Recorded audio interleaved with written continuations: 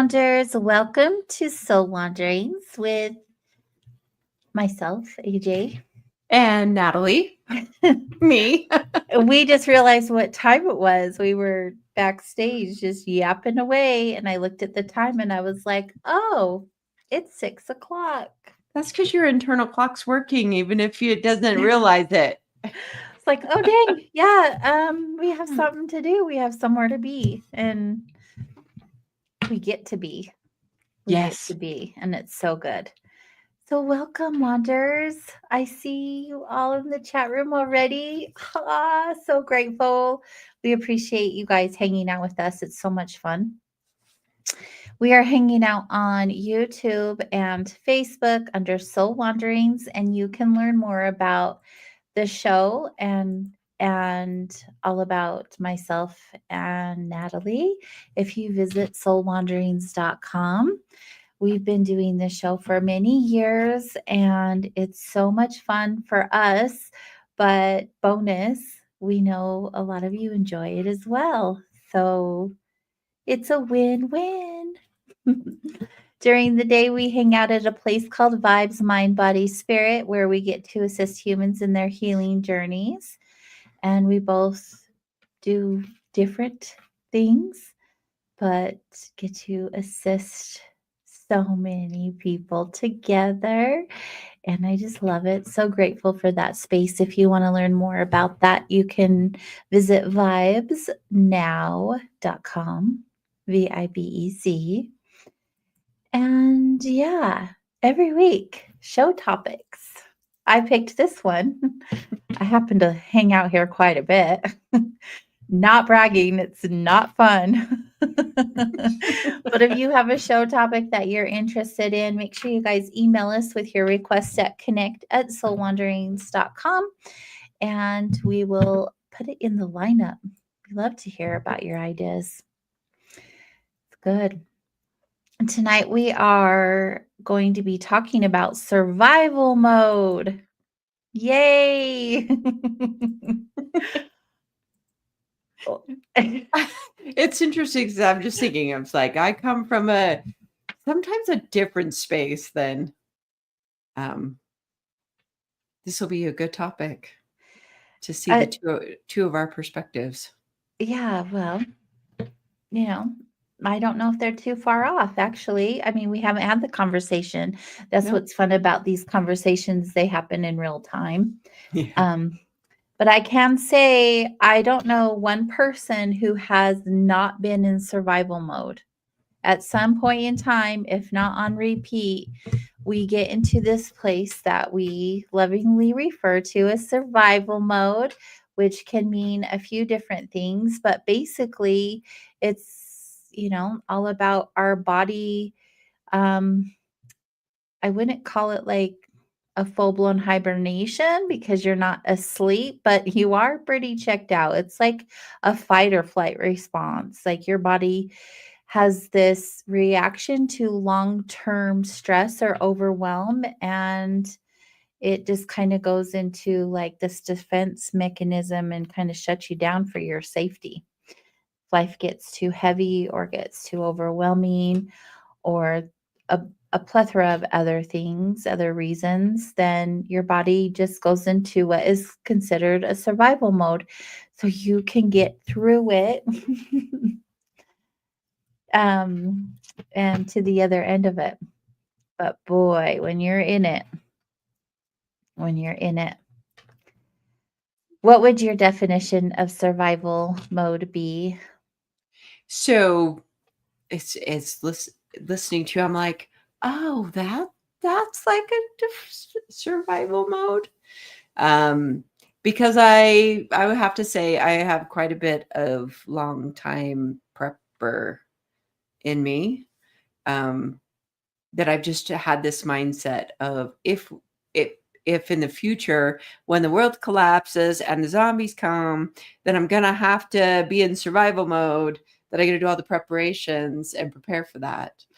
Oh yeah, we're in two very different places. I love this. Great. This will be good. So when I think about survival mode, that's what just I will go to. is how to survive in the world, and this very practical living, providing for the needs when there isn't all the conveniences available. It's a very apocalyptic sort of concept.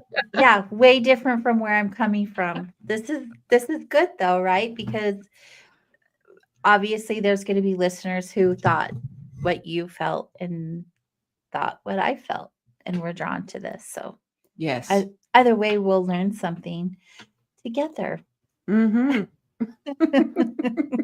Because in No, my world, it's like, wait, we can't do that. No, no, no. There can't be any of this shutdown, and just no, like we have to like be on it and grinding it out sometimes. We have to do things that are necessary to keep the things going. And oh, mm. it's interesting how to see that. So yeah, and all this time I'm like, I'm in survival mode, and you're probably like, is she prepping?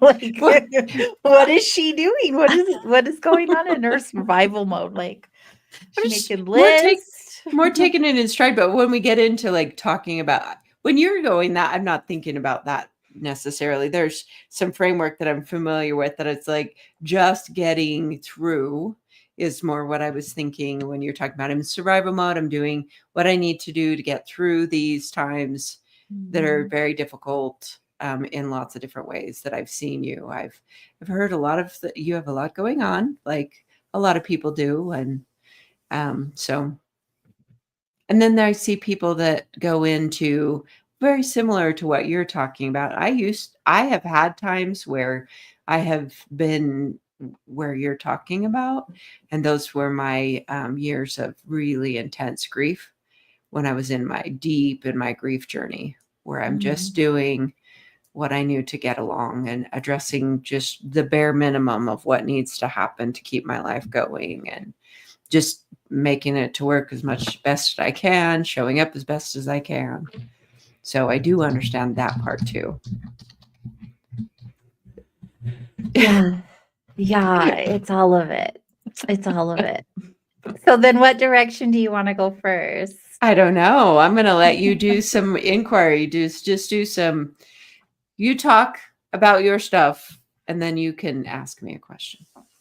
Um, so, okay, when I feel on survival mode, and the reason why I chose this as a topic is because there's a lot of times in life where we just get really overwhelmed, and a lot of times in that overwhelm, the thing that feels easier for us is to kind of check out.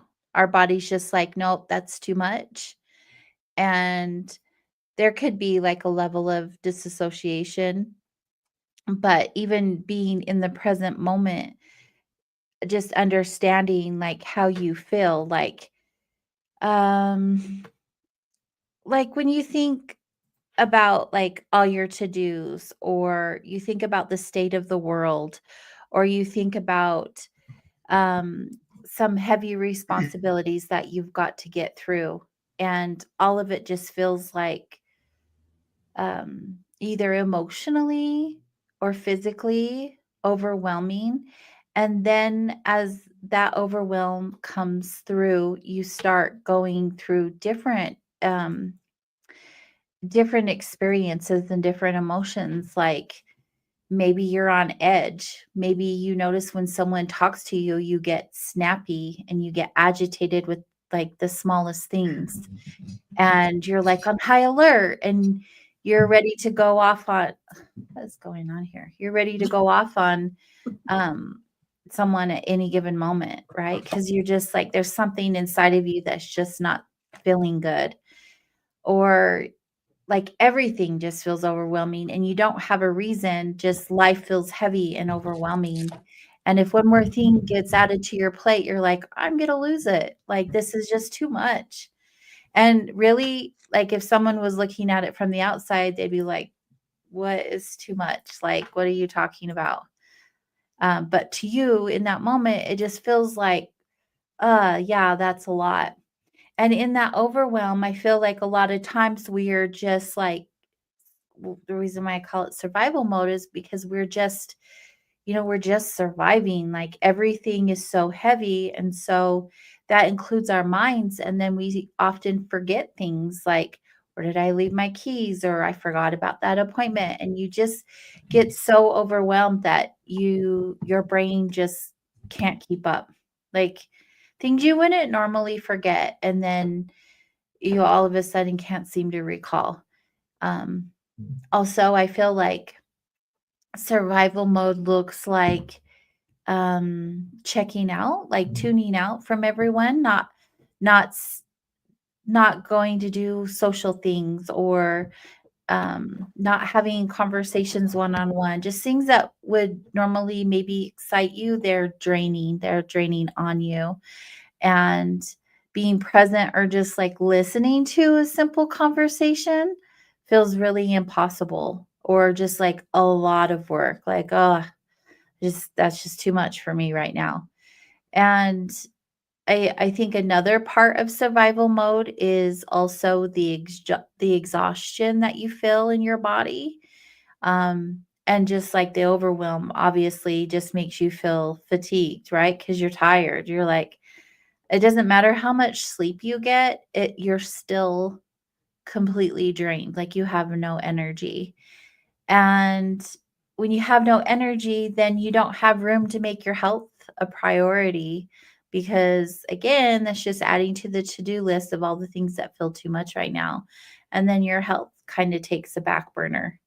And then maybe like nothing excites you. Maybe like you have just numbed out so much, maybe doom scrolling or gotten so deep in your feelings or just so overwhelmed about like, I mean, look at what's playing out in the world. Everyone right now is probably so sick and tired and they just don't want to hear it or feel it or see it anymore. And so, they just kind of check out.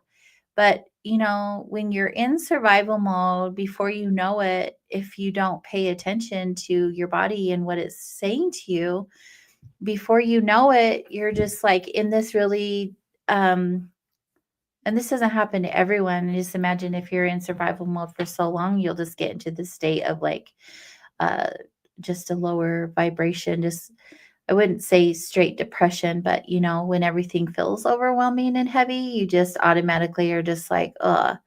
So then what it looks like to people is like you're avoiding them. You're not making plans to hang out with them. When they're asking how you are, you're like, I'm fine.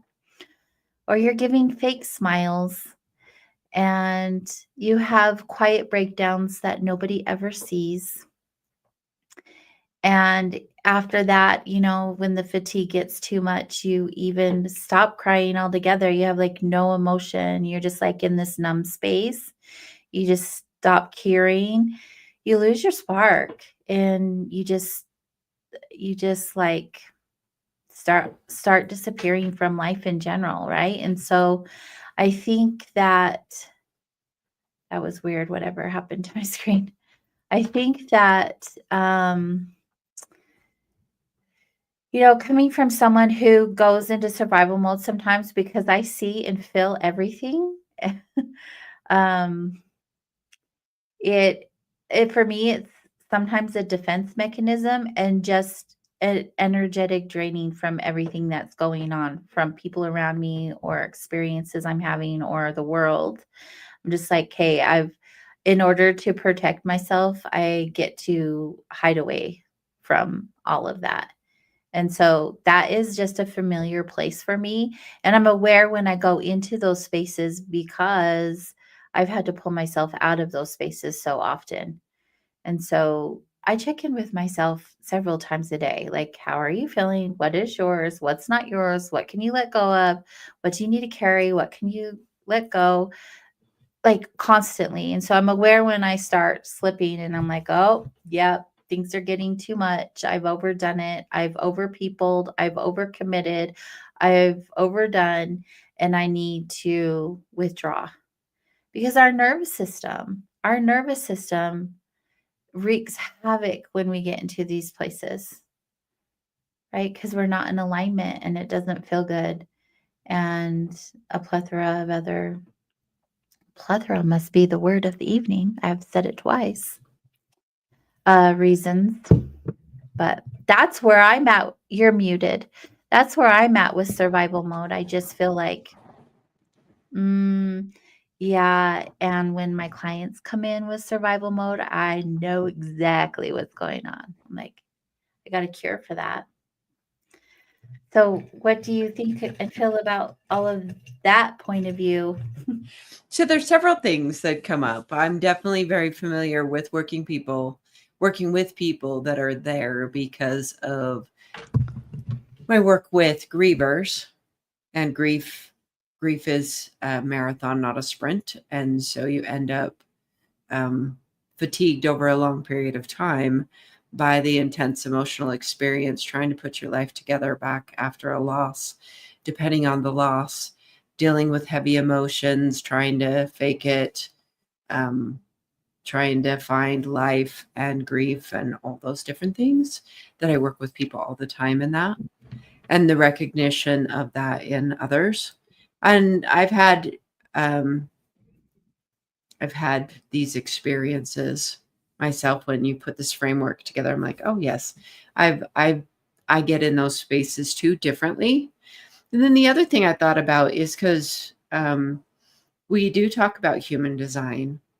And through all the years that I have been working with clients and people that I come to know that I'm close to and know personally, and I know their human design, and how, like, the 30% of people that aren't generators on this planet, I think that they end up in survival mode a lot because you are made differently than the bulk of generators, and for different reasons. So people that aren't generators will have their system taxed differently than a generator will. So generators will end up in survival mode because they aren't using their motor properly. They aren't moving their bodies enough in the proper ways. So I find that a lot of times people end up in survival mode because they do not know how to make decisions as themselves, and they're not navigating according to their form.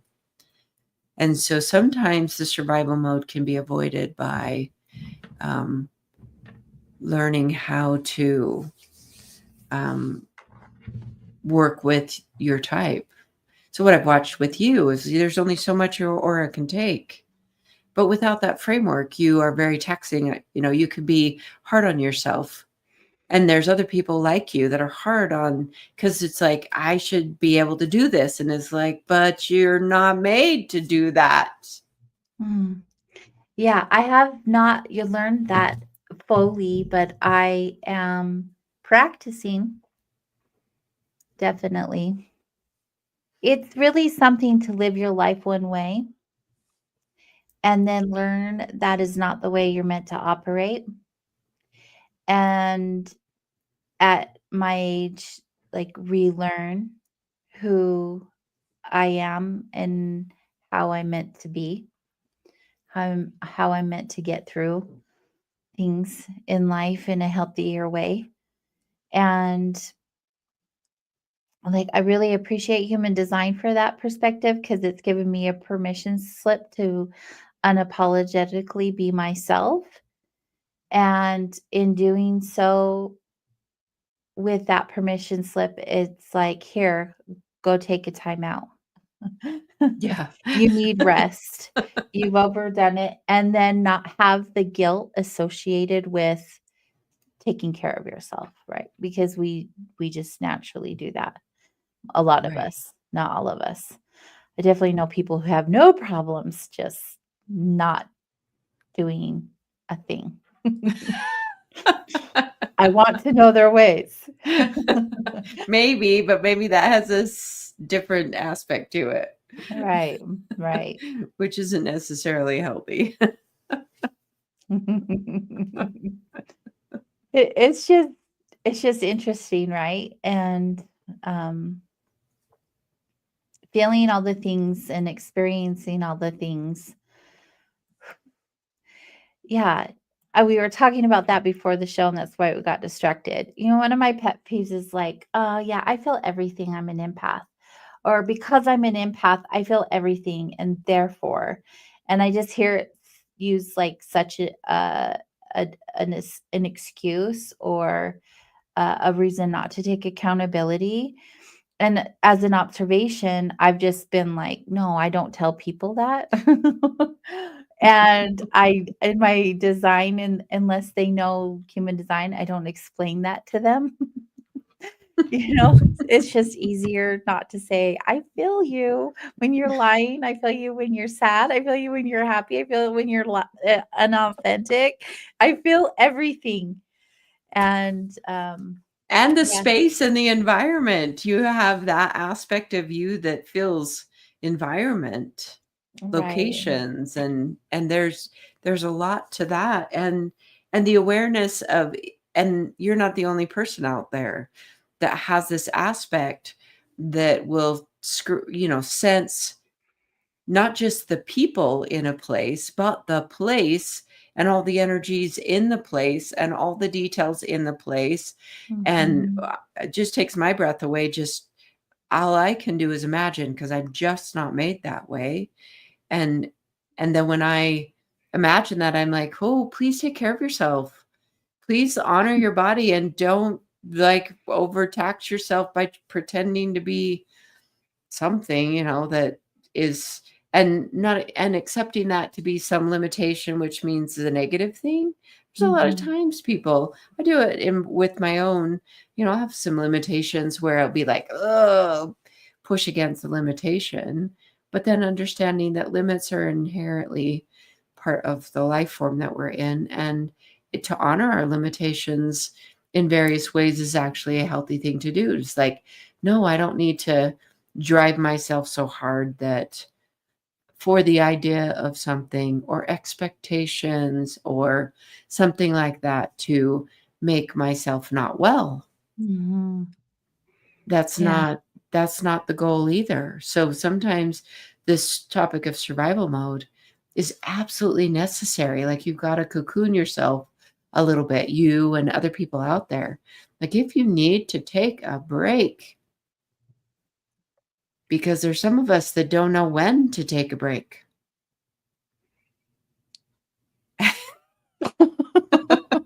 For various reasons. I feel called out.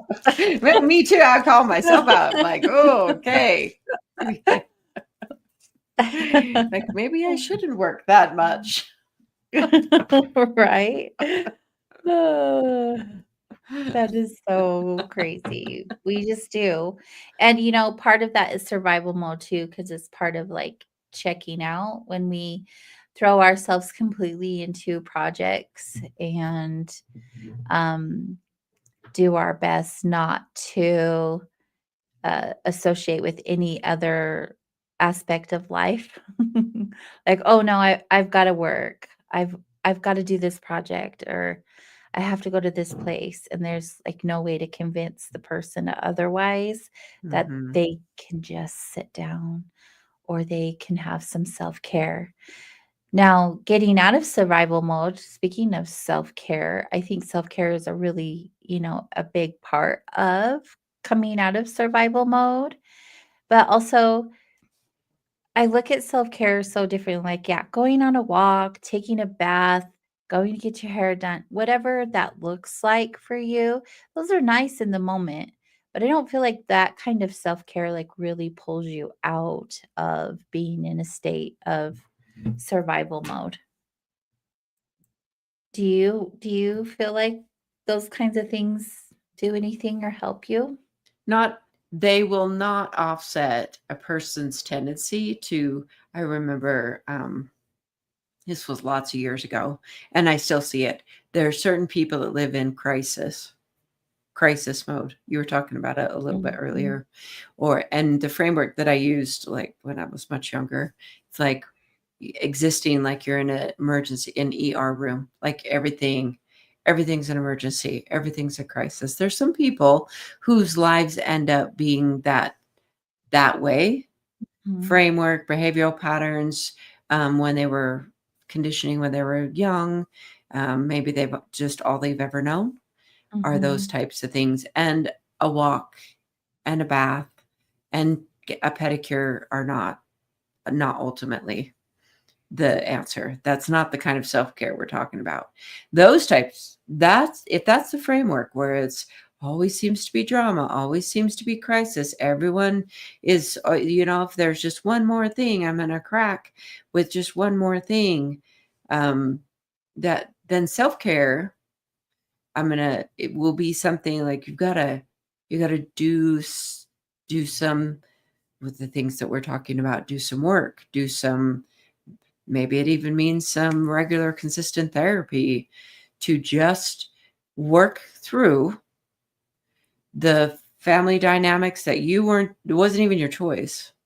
So often, this came up recently in one of my grief groups, where there's a framework that a person grew up with. The parents were always fighting, always yelling at each other, Mm. and that's what the way the person was as a kid. That was the whole childhood. Of course, that drives a different sort of um, inner Survival. framework. Yeah. That's a survival mode just from when you were even a little kid. You were just thrust in to a survival mode. And maybe parents were even in that framework where they didn't know how to be different. And so, I mean, this is on many levels a very serious topic.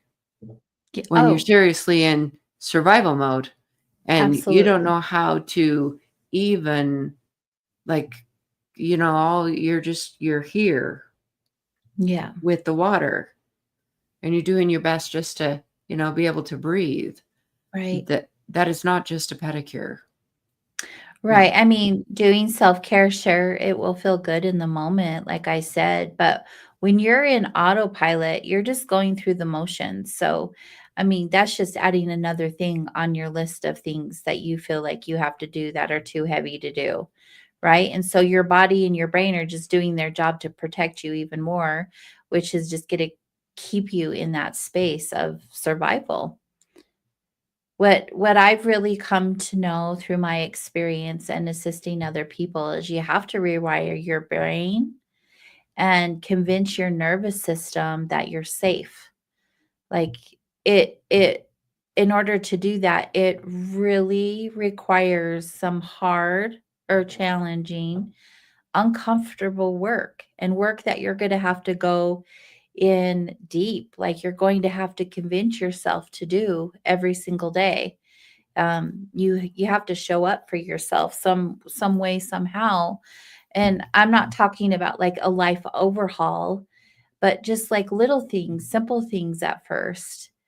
um and there's many ways that you can do that.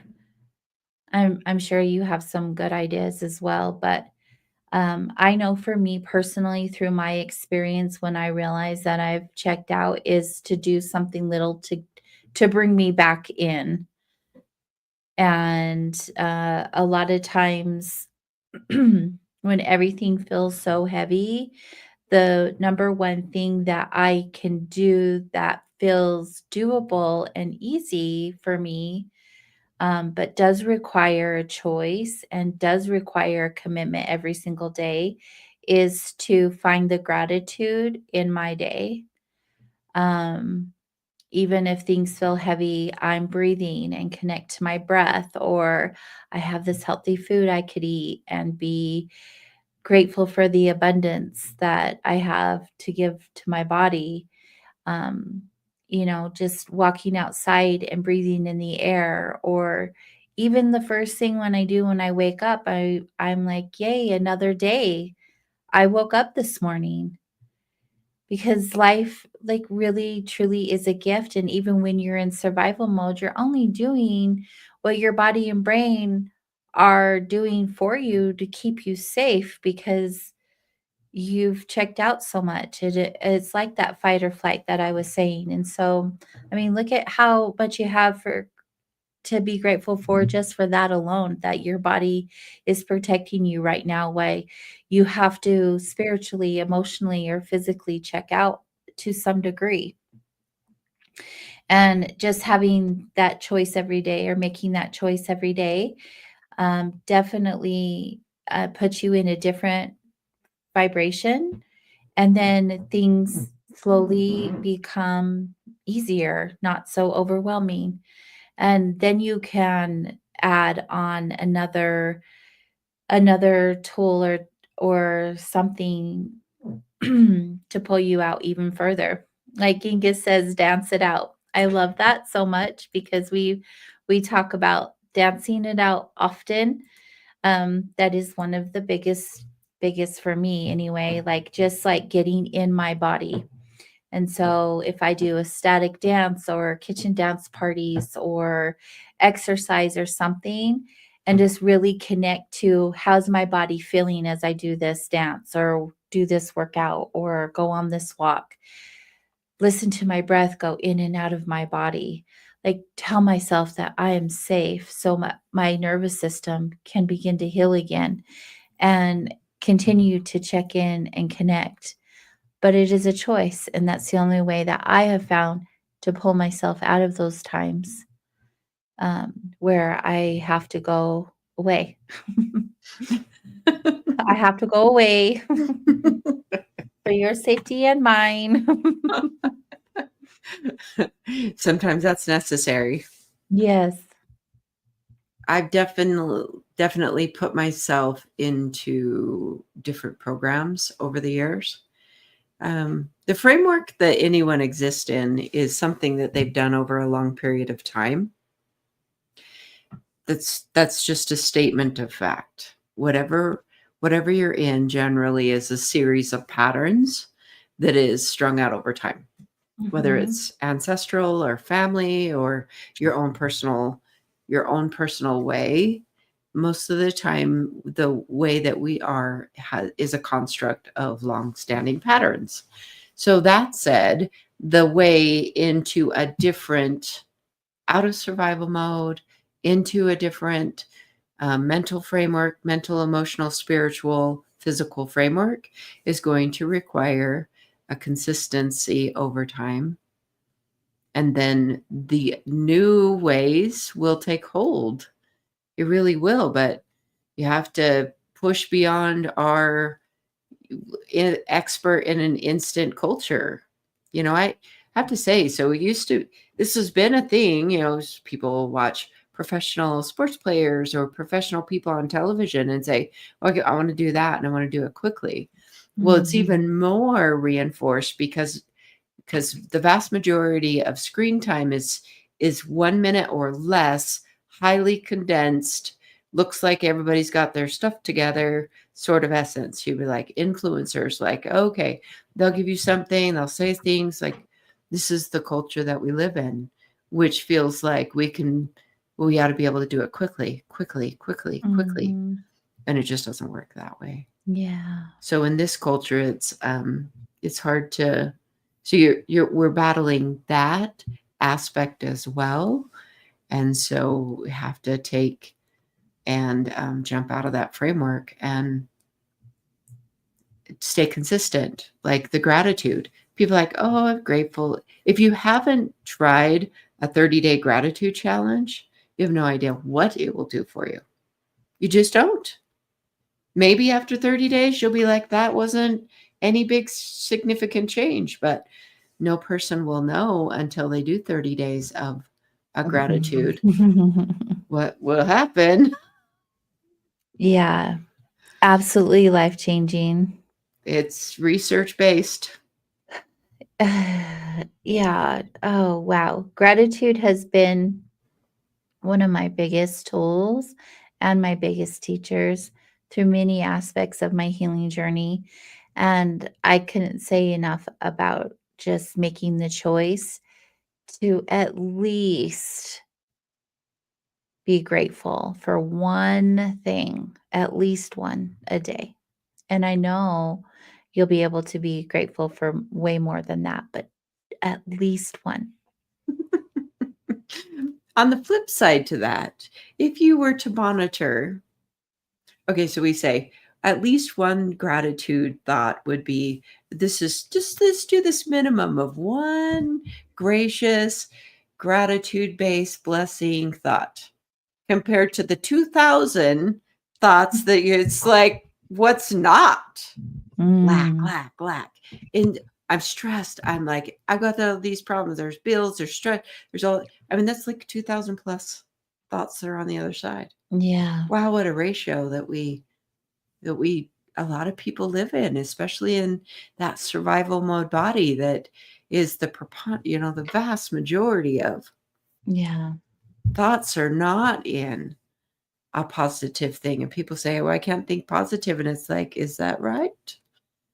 Yeah. Yeah. It really is amazing. That question. Oh, really? Okay. I found this interesting. I was mentioning this earlier.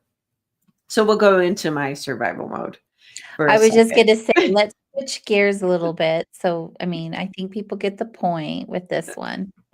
Well, it's important. It's an important topic, but we last week I had to do the show from my house because we were having a fire in the local area, which shut down a lot of things, snarled traffic, shut down power for a lot of different people.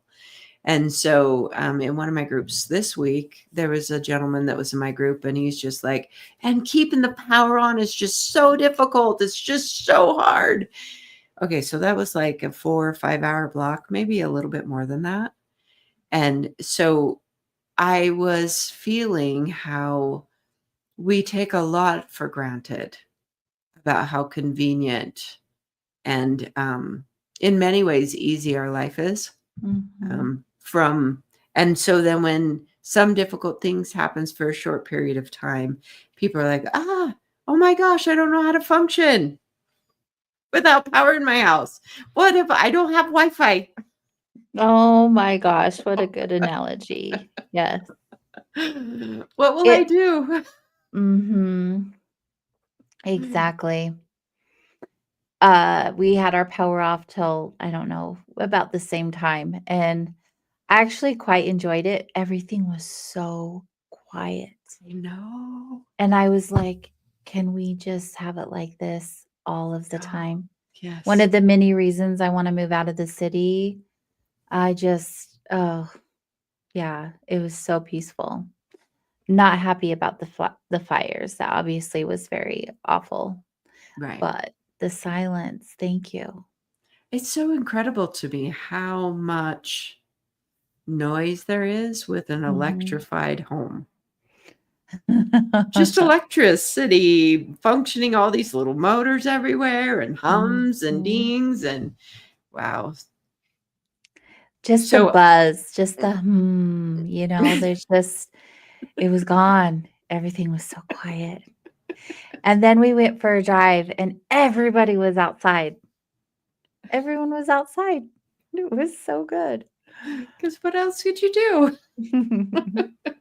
But see, that was a peaceful kind of situation. Now imagine if we were really in survival mode and the power went out and all of these other things and people, like the chaos that that would bring. That's what I foresee happening when that takes Mhm. place because, you know, humans are just inherently messy, and I just don't see that going very well.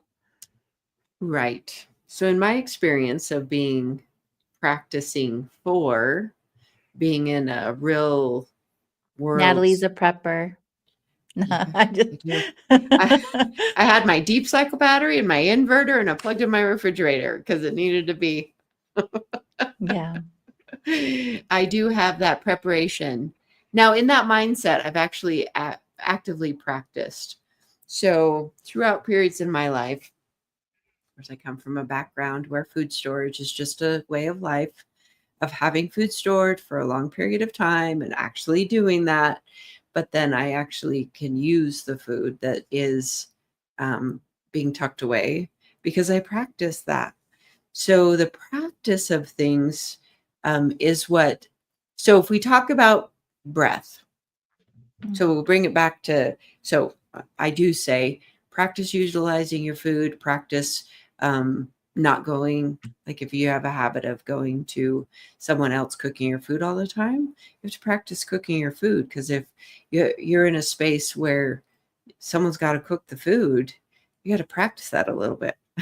Mm-hmm. So it's still a practice that's in another form. And this guy in my group is very indicative of how we get very accustomed to life with its conveniences. And it can be difficult to not have those. And then we can complain about it. It's easy to complain about this difficult thing. It was very difficult to have to do this thing. I'm not trying to make fun of someone going through that. It's just that that's a really good example of how we just don't have as much resilience as we could. And the lack of resilience, the lack of bounce is what drives some survival mode in humans sometimes, is where we're not bouncing per se. So talking about practicing, breath work is very, very powerful. It's in a lot of philosophies, martial arts practice, spiritual meditation, and all these things. And what they teach is do this meditation on a regular basis. So then when crisis or difficult time come, you have the experience to use your breath. You have to practice outside of crisis. So yes, in crisis, it's good to breathe, but it's more important to do it outside of that so that you can bring it there much quicker. That made me think of an experience that I just had recently, talking about dance parties in the kitchen, Genghis. I got a little too carried away one morning, had the music going, incense in the air, feeling really good. I flipped on the stove because I was going to do one of my potpourri simmer pot blends that I make. And I turned on the burner and left the pan on there. But I was so caught up in just like doing my thing. All of a sudden, the fire alarm goes off. We have a very sensitive fire alarm, and it is loud, and it's just like, right, like super loud. I panicked. I was like, oh my gosh, our security system's going off. I know they're going to call me any minute and see if we need fire help, if whatever. I just like the overwhelm and the stress. So I'm at my keypad of my alarm system, and I'm like, oh my gosh, what is the code? Because you have to put in a code. And I was like, oh my gosh, oh my gosh, oh my gosh. And then I was like freaking out, like serious panic. And then all of a sudden I was like, girl, you need to breathe. It's just a fire alarm and there's no fire. Like, calm down. Took these deep breaths. And I know that I only had like, this all happened in a matter of seconds, right? Because you only have like a minute to put the code in. And finally I was like, oh yeah. After connecting to my breath, my brain, nice one, Genghis. You know, after calming down and connecting to my breath, my thoughts were more clear. And I was like, oh yeah, I know the code. We're good. Calm down. Code's in. The alarm stops. I go open the doors, let all the smoke out. Like, I got a new stove. I don't understand the power of the stove. Like, the setting on it actually works now. So my last one, you'd have to like turn it up high, and it was really like a low medium. So now I turned it on medium, and it's really like extra high. It's just, yeah, It's very efficient. Connect to your breath is the moral of the story. You will be more clear in your mind and your body.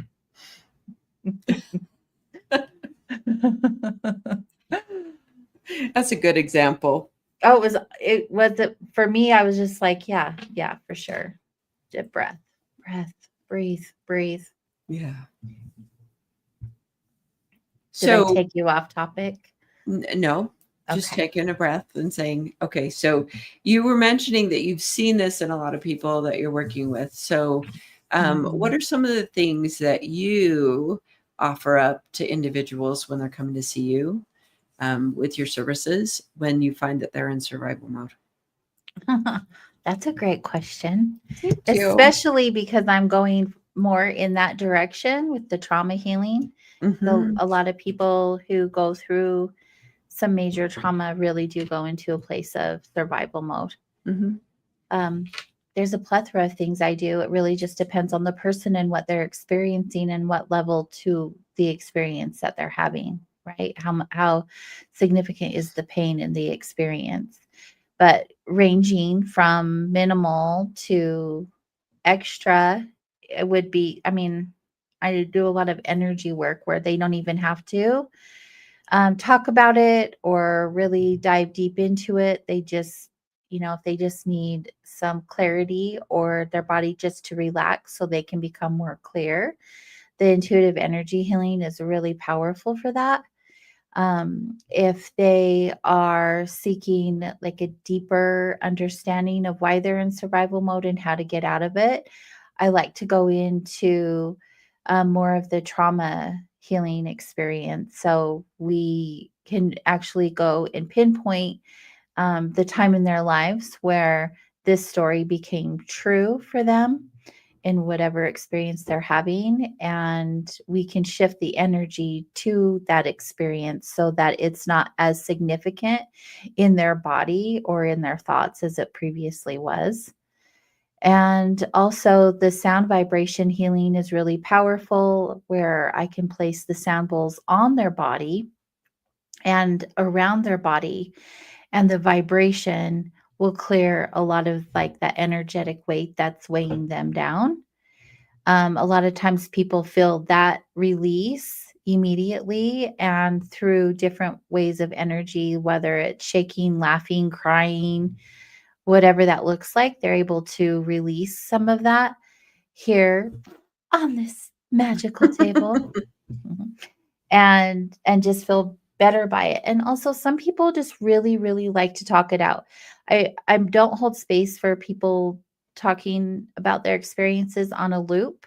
Like we get to work through them together and come up with different ideas or concepts to the reason why they're in survival mode and how to get out of it versus just hearing a victim story.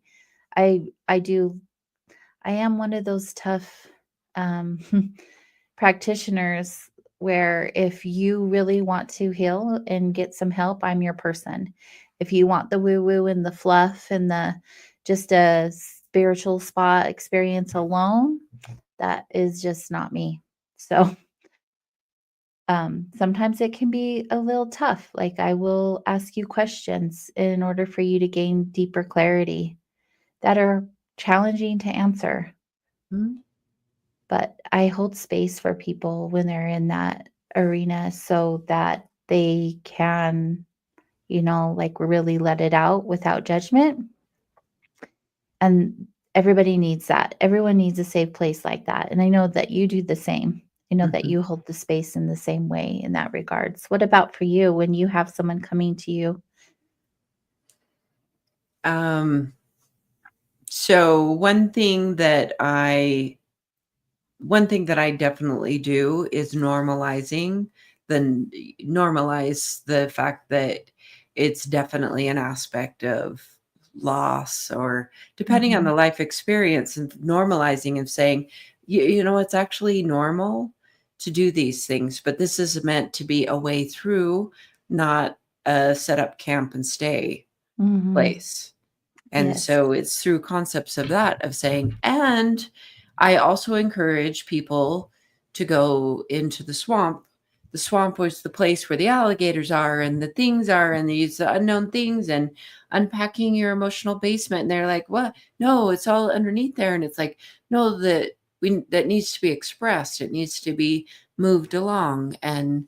Um, and I said this recently to someone. I'm like, well, you just run from the swamp, It's like that. You don't want to unpack all that boxes that are down there in your emotional basement, and they're fine and they've lived there for years. And so this avoidance sort of thing Mhm. drives it.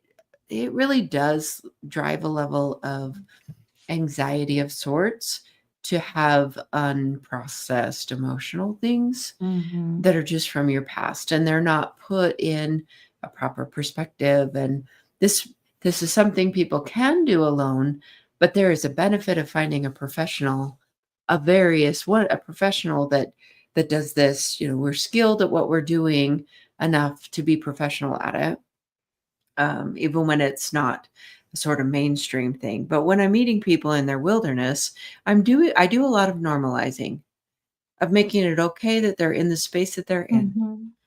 And acceptance of the space that you're in provides a solid stepping ground to move through and beyond. Yes.